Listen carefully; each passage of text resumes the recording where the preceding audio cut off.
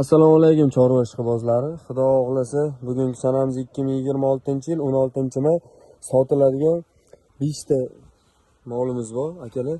2 ta sigirimiz, bitta smetalga gibrid xo'jizimiz, bitta limuzin g'inojinimiz va suyilishga oxirgisi aka shved chista 100% toza sigirimiz. Mana birinchi sigirimiz ma'lumotlarini beramiz akalar. Bu smetalga iston ikkinchi qoringa 8 oylik bo'g'oz akalar, 4 ta sosyalar butun, yeb ichishlari garantalari bor. Akamiz 25 litr sutiga garanta deyaptilar buni. Akalar bo'ylari 140 atrofida. Bunimiz narxi 55 million, xayrga sunnatga o'tiladigan joyi bor. Akalar ikkinchi sigirimiz, xudo xohlasa, bu ham 8 oylik bo'g'oz akalar, 4 ta sosyalarni ham taniq turibdi ekan. Bunimiz akalar smetalga limuzin chatishmi? Gibridda ko'rsanglar bo'ladi akalar, mana orqalarini qaranglar. Katta narsalar ekanlar.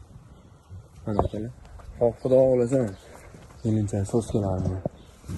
O'zi yelincha ham qo'zg'ab kelyapti ekan asta-asta. Mana akalar, turishlarini qaranglar. Aka, buni ham bo'ylari 140. Bunimizda ham narxi 55 million, xayrga o'tiladigan joylar bor ekan.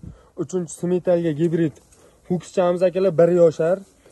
Faqat silos bilan kepay yuribdi, hali endi ta'mini ko'rmagan akalar. Mana ko'rsanglar bo'ladi. Mana. Akalar bo'ylari 140 atrofida. Mana. Bunimiz narxini akalar 40 million baho qo'yilgan, bundan ham o'tiladigan joylar bor.